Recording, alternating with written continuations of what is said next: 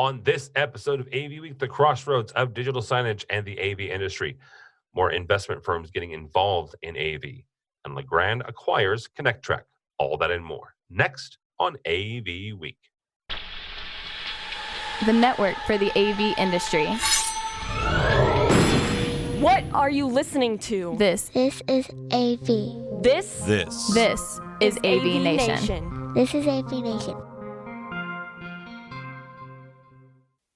This is AV Week, episode 428, recorded Friday, November 1st, 2019. No socks. Support for AVNation is brought to you by Peerless AV, driving technology through innovation.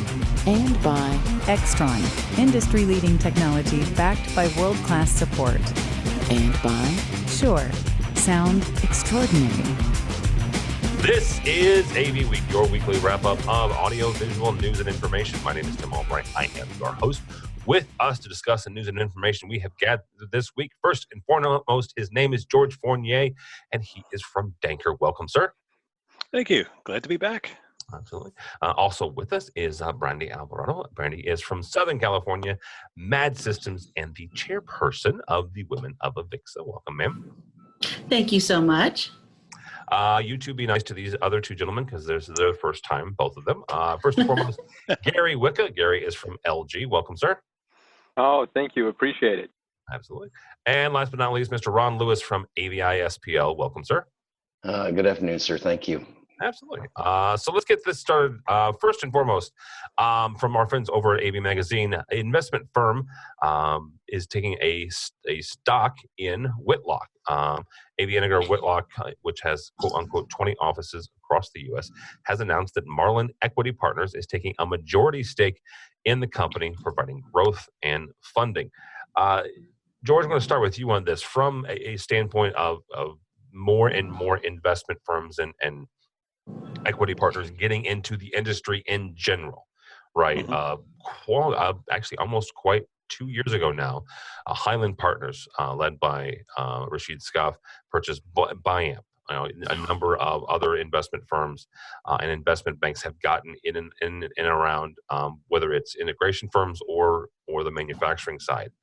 What does this say about the industry? Is it a maturity thing? Is it a good thing that, hey, this equity partner is getting in and finding value in an AV integrator, or is this something a little bit more dark and nefarious going on?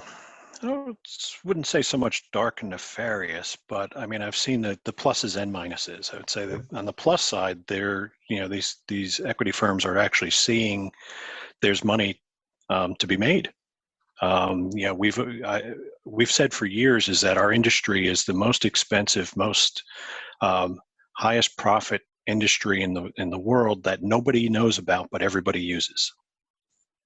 And these companies are starting to realize, whether it's on the manufacturing side or on the integrator side, there's capabilities and opportunities out there for that. On the flip side to that, though, is for the guys and girls who work at the smaller AV integrators that get bought up. Occasionally, there are great success stories for this, but other times you see some niche companies that get bought up by somebody who's not from the industry, and they get changed. The company I worked for probably about a decade ago was one of the premier digital signage and AV for retail type of companies in the world, and they got bought up by an investment company who brought in a marketing guru to run their company. And the marketing guru's speech to the team was, hey, don't worry, we're not going to turn you into a marketing company. We're going to go out. We have a unique approach to the industry, and we're going to take it to a whole new level. And within 6 months, the entire technical team was gone. They've moved on to other companies in the industry, and the actual founders of the company moved on as well, because it was no longer about bringing the wow to retail, and the message being for the retailers to have a cohesive message of everything that delivered through technology, through state of the art, new at the time. Twitter was only about a month old at the time. Different ways of delivering message. It became all about marketing and getting other companies to deliver the message for you. And so then, for us, I wound up moving on myself. And it was the end of a dream that a bunch of us had seen that was going to be quite unique, and we wound up beholding to stockholders and financial sides, which took away from the niche part of being a small startup that was breaking brave new ground in the industry. Brandy, George makes a point about there when different people sit at the table, there are different concerns, right? And I've had some conversations with some folks, actually from Control4 about their recent move. Control4 was a publicly traded company, so they had stockholders, and now they're not. They were purchased by Snap AV, and the changes within the culture, the changes within the decision making process, all of that absolutely changes when the people financing the endeavor change. Talk for a second about not only just from the consumer side, but also from maybe the competitor side and the client side, the things that folks have to do within a company to, yes, absolutely make sure the folks that are signing the paychecks, as it were, are happy, but also make sure that your clients are still taken care of. Yeah, absolutely. That's a big thing, because bottom line, without your clients, you don't have a bottom line. So you've got to take care of them. But I also think that, you have to also take care of your employees, and a private equity firm or, another type of acquisition type of firm that are coming in and buying these companies, there's definitely pros and cons, like George said. And I think some of the things that are, in my mind, definitely a pro is that, I've been through acquisitions, and one of the sort of the nicer things is, you have a better benefit pool. You get richer health benefits and things to that nature sometimes. You get a more integrated payroll system or HR system that, is more cohesive and across the board. So things like that are very much an internal kind of benefit for folks at a company. And then, I think that these private equity firms historically just add more value, not only, profitability, but they add a layer that a lot of these smaller firms are missing. And certainly, Whitlock is not a small firm, but I think if we're speaking to smaller integration firms, it definitely adds a layer that a lot of these firms might not necessarily have for their staff. And then, when you're taking care of your staff, those staff members are really taking care of the customer. So, that's really kind of the bottom line, and can go out and do, I think, a better job and feel more comfortable. Yeah. Gary, when you start looking at your clients, which are your direct clients, or the integrators and the folks that are putting these things in, how much of a change, or does it really change at all, your guys' interaction, depending on kind of who owns them and who's the back end of that? Well, I think at the very beginning, you'll take a look at it. I don't think there's a whole lot of change from a manufacturer standpoint. Working with the different integrators and partners, usually everything is going to be pretty straightforward. You have seen, I think you've had both Brandy and George mention changes that happen later on, and I think that's the case for us as well. When you say, do we have different dealings? Do we have different programs, et cetera? Absolutely. But I think there's some benefits that come on that on both sides. As we think about, first and foremost, seeing this type of private equity and just acquisitions going on in the market within this area, I think it's a really good sign for this business. If there wasn't profit to be made, you wouldn't see these types of deals happening. I think long run, as those start to say, well, how do we exit, or how do we, again, turn this, that changes some of the dynamics. And I think in those cases, we have seen some changes happen. I can't really say that we've ever seen anything negative really come through where, gosh, we stopped doing business with someone because of the acquisition or because of the private equity firm coming in. But it definitely, can change the dynamics within the organization. And then I think, as George mentioned, you do have certain people that leave, and that, you have to build new relationships, and you do have to have some of those challenges that pop up. But otherwise, I would say things are pretty much straightforward for us on our side. Ron, I'm going to pick on you on the last one here. AVISPL is the biggest AV integrator in the world. Is financed in the back end by an investment firm, investment bank. The SCN 50, the applications for those were just finalized this last week. I don't know anything, so don't, this is not me speaking out of school. I would put good money, though, that you guys are still number one. So let's talk about that for a second. And the differences between working for a company that is rather big, right? Again, AVISPL is the biggest in the world, versus working for someone who is either local or regional when it comes to, the differences in decision making and kind of the company culture. No, absolutely. I started with SPL back in 2006. Okay. And and then during the merger with AVI and Silver Lake, and now with HIG, a lot of changes, obviously. But the biggest impact was, I always liken it to the boots on the ground, the folks that don't see all the inner workings. It's almost like the furnace room. You don't know that it's running, but if the temperature's not quite right in the room, you can certainly feel it. But the influx of obviously the capital to do some additional things, as far as I think Brandy even mentioned, just some benefits for the employees themselves. But I think of some of the growth of the employees from a training standpoint, right? Being able to leverage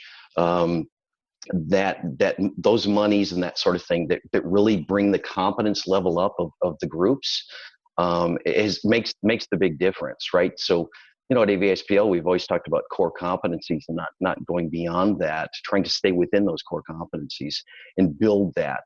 But having that influx of capital is obviously there. The downfall, again, is change. Change is not a four-letter word, but it seems like it. Most people see it is that way. But I think with some of that, it's really all about, again, bringing that AV, the family atmosphere. Even though AVISPL is big, it's still, it's not a Tyco. I talk to folks that I interview that want to come in all the time, but just really being a part, again, core values with the influx, you're able to take care of the employees, and really kind of that sustained growth strategy as you go really does make a huge impact, huge impact. And correct me if I'm wrong, because the folks, I know different folks at AVISPL in different offices. My sense, and you can correct me if I'm wrong on this, Ron, is one of the ways that you guys have able to kind of foster that family atmosphere are the regional officers, right? Are the Tampa office has a family atmosphere, and as well as the Chicago office, which is a different atmosphere, right? Different Yes, sir. Different people, but it's the same type of atmosphere. It's a completely different feel, maybe necessarily, but it's the Chicago family, right? It's the Tampa family, but you guys are all a part of the whole too. Yeah, it's really the respect for the regional difference. I believe, foundationally, again, core values, foundational aspects of whether it be engineering, project management, whatever that is, we really kind of stick to that, because it's mentioned before in the call that clients expect some of that same touch, that same feel. It doesn't matter. The accent is different on the end of the line, but the delivery and the satisfaction needs to be there. But each office really takes on its own culture, in that, a lot of different things that we do, even externally, with folks from the community aspect of community building, that sort of thing. But it's really interesting because it's the fine line of, we need to do it in a similar manner, consistent manner, but we still need to appreciate the fact that New York is different than San Diego, and then Chicago, then Frankfurt. But it is truly, you go into the office and you can sense that from both a corporate standpoint as well as local, and it's a nice feel. Yeah, I'm not going to comment on this, the accent of the Chicago area residents. but they are at least Bears fans, so I appreciate that. All right. Someone has to be, right? Someone has to be. Brother, we all have, we all have our crosses to bear. They're also Cubs fan, but that's a whole other thing to talk about as a St. Louis boy. So next story here comes to us from our friends over at Sound and Communications. Legrand has purchased and acquired Connectrac LNCA. Real quickly, a number of Legrand brands are underwriters of AVNations. We have 4 of them, not Legrand as a whole, but 4 of their companies. If you're not familiar with Connectrac came out in 2004, 2005, somewhere in there. And it's an interesting device. It basically allows you to do cable runs under tables and under desks without doing core drilling. And a number of manufacturers have utilized their product. They've OEM'd it for some folks, and now Legrand owns them outright. How that's going to work, I'm not quite sure yet, and I don't know if everybody knows quite how that's going to play out and shake out. But it's another addition to Legrand's kind of overarching infrastructure setup here. Brandy, I want to start with you on this. This is an interesting acquisition, but the more I delved into it, it made a whole lot of sense. And I didn't know this. Connectrac was actually founded by an architect, Clint Strong and Desiree Edwards in 2004, 2005. That right there is interesting to me. The fact that this DNA of this product comes from the architecture world, right? Comes from someone who saw a problem in an everyday instance and said, "Okay, I can do this. I can design this." Talk for a second about the fact that this is coming from not quite an end user, right? So it's someone who's intimately involved in the construction process, but comes to this and says, "You know what? We can make this." And then Legrand steps back and says, this right now is part of our whole kind of offering to the construction community now. Yeah. I mean, kudos to, them for developing a product that is definitely something, needed much more on the front line of things than on the, sort of the end of the build cycle. We've all seen those lovely AV fails and, wires popping out of everywhere. That's just, it's like a gut punch to all of us in the industry when you see that kind of stuff. So honestly, I mean, it makes sense to me that an architect firm would have developed this and brought it to market. But kudos to Legrand for buying up this company and adding it to their book of business, because honestly, that just rounds out a lot of the things and aligns a lot of the different divisions that they sort of have now under their umbrella. Makes perfect sense to me. Yeah. Gary, talk for a second from a manufacturer standpoint of wrapping a new brand and a new product or a new company into yours, right? So this is somebody that you guys, I'm not saying LG, but as a manufacturer, you guys kind of wrapping somebody up and making them your own, right? And then kind of making sure that they are, in your case, an LG through and through, and then bringing them to market. How does that process work? Sure. Well, I can give you a good example. I think everyone's familiar with WebOS and kind of where WebOS started from Palm, went to HP, and then got picked up by LG.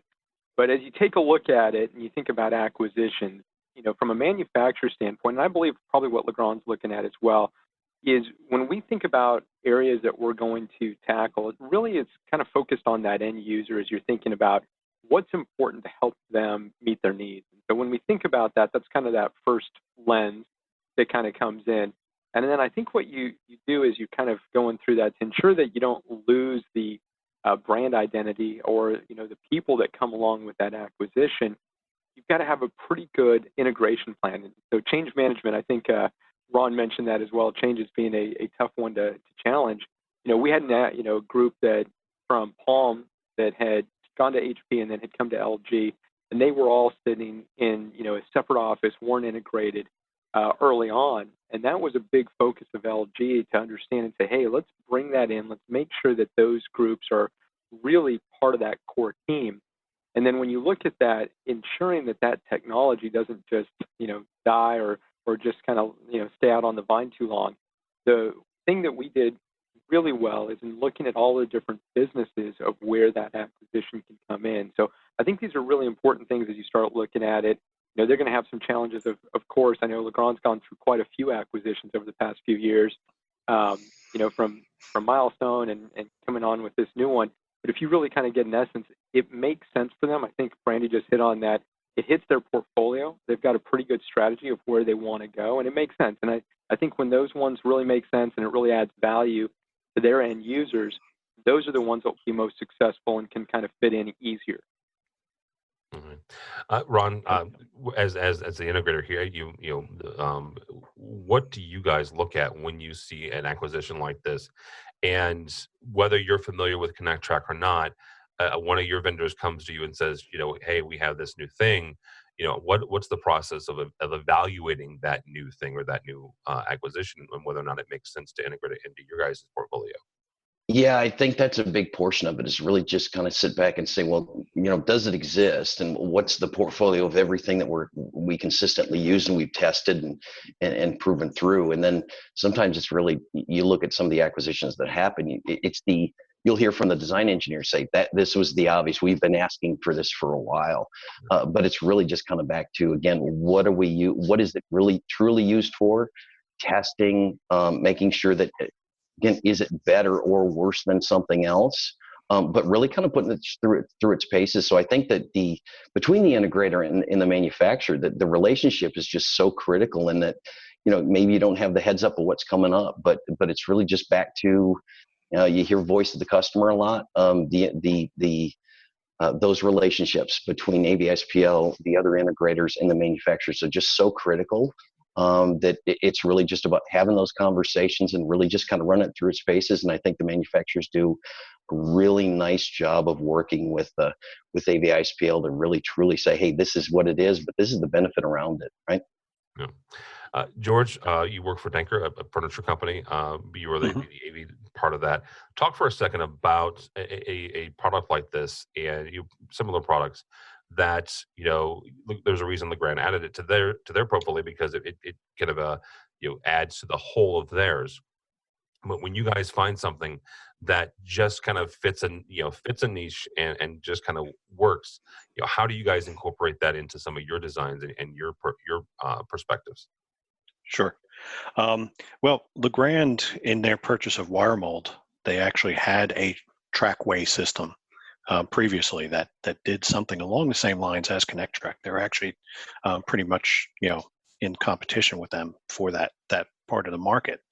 But it wasn't from the furniture side or from the interior design part of the world. It was very clunky to look at. It was not a finished type of solution. It wasn't elegant. Now we have Connectrac has a lot of solutions that, for our world where you're using sit-stand desks and we have open architecture type offices and all that stuff, their track system was a little bit more acceptable and a little less painless. Or painful, I should say, not painless, to use, especially when it was an add-on at the end. Oh shoot, we forgot how to get power out to these 12 desks. How are we going to do that? You can order a track, run it in, cut the carpet, drop this thing in, and be ready to go. And you can get power and data out there. So having these types of solutions is something that Danker looks at, of having several approved vendors of, hey, these are our go-to guys for these types of solutions. We're the ones that from an old AV guy looking at it, this was stuff we didn't think about until later on, where we're at the front end now talking about the furniture that's going in there, how it's going to integrate with the furniture, how it's going to look for the overall look of the room, the whole overall use of the room.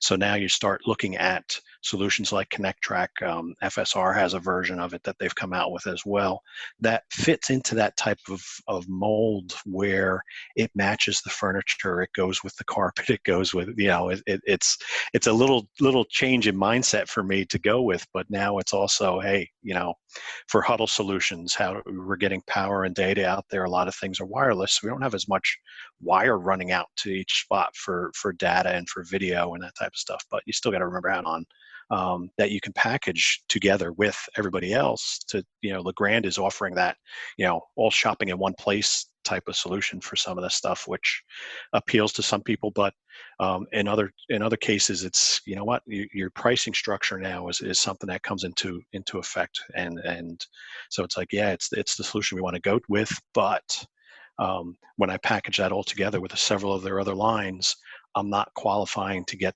best tier pricing that AVI SPL might be getting, or somebody else who has who maybe have more power to negotiate with these guys. And so that's that little area that becomes part of the conversation that we have to really think about when these, like Legrand and some of these guys are purchasing up these companies. Yeah, absolutely. All right, guys. Last story here comes to us from our friends over at AV Network and SC. And DSF is holding a Nashville meet and greet. Is coming your way. The event itself is December 5th in Nashville. DSF, if you're not familiar, is the Digital Signage Federation.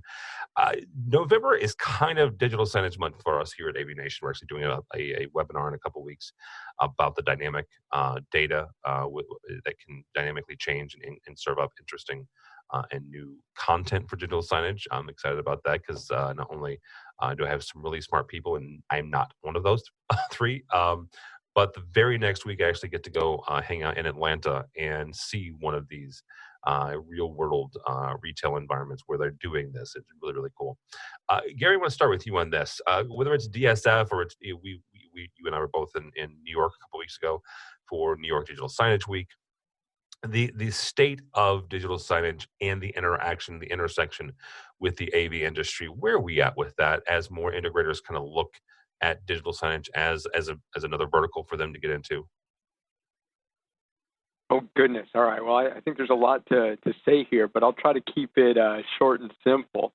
When we look at this, I think the integration, digital signage, and what's going on in the overall AV industry, I think that it's been hand in hand for quite some time. So I don't think that this is something new per se, but what I think is really interesting around the dynamics is how much new areas are kind of starting to pop up. And whether we talk about products, so you've always had LCD screens, and that's always a key component. And you got into video conferencing, and you take a look at direct view LED, and you look at scoreboards, and there's different solutions and different processes. But there's more and more crossover than I think you've ever seen between the different areas. You used to think of video conferencing, and you had groups that focused just on video conferencing. And that's kind of moving away. And, you've got what you're using right now. You're using a quick and easy platform for conferencing, which has changed the dynamic, which moved it, from just a video conferencing solution into lots of different AV applications. So you've got a big piece on that where I think you're seeing some transition. And then also you're looking at areas, such as data. I mean, everyone talks about big data and what's going on and, what's being collected. So digital signage is core of that, but also that's happening really on the AV side and, the different aspects of what you're looking at, just overall. So I think there's a lot of key components that are starting to merge together. I joke about this. 10 years ago, everyone used to talk about IT and AV and does, one take over and, does it all get combined? And yeah, and sure, in certain areas, I think you've seen that, but, digital signage is a part of that. All sorts of different networking platforms are there. Cisco plays across the board, whether it be in digital signage or in scoreboard applications or video conferencing. And you look at companies such as mine, LG, guess what? We play in all of those areas as well. And you start looking at AVI SPLs, and they're helping to go and integrate solutions in every single one of those as well. So I think you're seeing a lot more of this intersection happen. And really, I think your point of it is what we had at Digital Signage Week in New York, what you've got going on with DSF and in Nashville, more of these opportunities to have discussions. I think it just helps the overall industry grow. I mean, this is a great example right now. We're having a great group panel here, having some conversations about some news that happened this week. I think more and more of this is really good, and I think you'll continue to see that trend. Yeah. Ron, Gary talked about the crossover here. When did that happen, or in your estimation? For me, crossover happened probably about 6 or 7 years ago when I first started attending DSE, right? And I remember this vividly. At the time, Megan Dutta worked for Peerless AV. Megan Dutta, she works for SCN now, she's the editor. But I walked in and having a conversation with her, I knew half the folks already, right? I didn't realize that going into the digital signage segment, that all of my friends were already there, right? The crossover was already there. When do you think that happened from your perspective? Well, that's a good question. I can remember 13, 14 years ago, just doing just the base digital signage. It was all the players, and it was the displays. And then we started getting a little bit more of the retail space. And that's about the time when you started to see a little bit more of this. And while I don't know that that's necessarily again, AVSPL's been doing it. But as you saw that crossover go, even as a project manager back in the day, you started looking, it was building, to Gary's point, really good comments from that standpoint.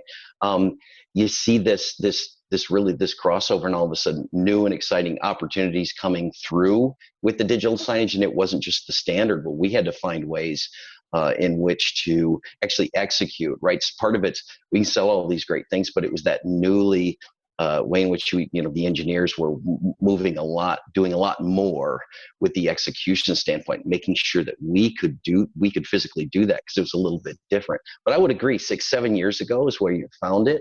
And just kind of reading through that article and going a little bit deeper in all of the, the out of home and everything. It's an amazing niche. My question is always, as the integrator, and you have all the different shows and everything, where do you focus your time and efforts, and then it starts to expand more and more, and where's that pull back from maybe opportunities that you could be maybe a little bit more in depth? Do you have to kind of say, hey, that's where we're going to focus on, or do we divide and conquer and go? So I think that's for our marketing folks to figure out from that standpoint. But always something interesting that I thought, as you get more and more of the shows and the technology, how do you focus your efforts? Yeah, absolutely. George, as you from your previous lives in working with digital signage, where do you think the industry's headed in the next year or two? I mean, and Gary mentioned the fact that IT was going to eat AV, and honestly, DS, digital signage was a part of that concern. And now it's more, yes, IT is there, and a lot of these systems are running on the network, but the creative and the big data are also a concern. Right. Originally when I looked at it from where I came from, working at a company that was their sole orbit of use, was that, okay, yeah, it's going to be another vertical. So, hey, we now do conferences, we do collaboration, and we do digital signage. But what I've been seeing from our realm is it's actually more of as a service. I know some people are probably going to have heart attacks now because I'm speaking the evil words. But if you think about it, there's two opportunities for recurring revenue on there. Content creation. So if you have a in-house graphics and marketing team, or you grow an in-house graphics and marketing team, you can be doing that for some of your smaller clients who don't have that talent on board. Almo and other distributors have come up with ways where you can actually outsource that, and they have that service available. So that's a great solution that you can provide to your end users. The other way we're finding is that you're in-house already doing the AV solutions for the client. So now the client turns around and says, you know what, I was just over at XYZ company and I saw this great video wall and these wayfinding and all this stuff. Can you do that? So now you have a way of doing that. But if it's a larger corporation who happens to have onboard marketing teams who are becoming younger and younger, they're more digital savvy, you can actually start working with them to help them to develop that service in-house that they can do, the client can do, and you're providing the technology, and you come back to refresh the technology on it and help them get that message out. So there's a bit of different views of, and I've changed the way I look at it over the years, because it's like, originally I thought of it as, hey, it's a venue. I'm going to sell a bunch of displays. We're going to hang on the wall. I'm going to put a little PC on there. Or, when I was in previous life, we actually built the cases, which you can now buy from Peerless with the displays already integrated. You can so it's the opportunities there to be the solution provider for your client is, I think, is something that we can all find ways to go after. Yeah. Brandy, I mentioned that a number of my friends were already in digital signage, and you were one of those folks. So, from your perspective, and you've seen this industry kind of ebb and flow and evolve, where do you think that these crossroads are today? Oh gosh, I've seen so many sort of innovations, and I just started with my company, Mad Systems, about 6 months ago, and I thought I had really kind of seen it all. To be quite honest with you, I'd seen a lot of amazing engineered solutions and sort of infinite pixel canvases and things to that nature. And I would say it's pretty hard to blow my socks off. And coming into a company like a Mad Systems, literally no socks at this point. And just when I think I've sort of seen and heard it all, more innovations, sort of on the roadmap and in the pipeline, so to speak. So, from my standpoint, we're not a fan of AVOS, AV as a service. We've got a wireless AV system that we can remote in and, kind of fix things. There's really no reoccurring revenue needed when you have that sort of flexibility and capability. Likewise, with what we're doing, we've taken sort of the CMS factor and having to recreate content and things like that, and sort of tailor certain situations so that you're in ADA compliance. I'll give you an example. Having the ability to tailor content so that you can bump up the volume or bring buttons down for somebody who's perhaps in a wheelchair or something along those lines. Having the ability through certain servers and situations that they can just sort of take care of that. And again, you don't have to worry about, down the road having to tweak those sort of things. It's sort of already in place and something that's flexible and has a lot of different capabilities.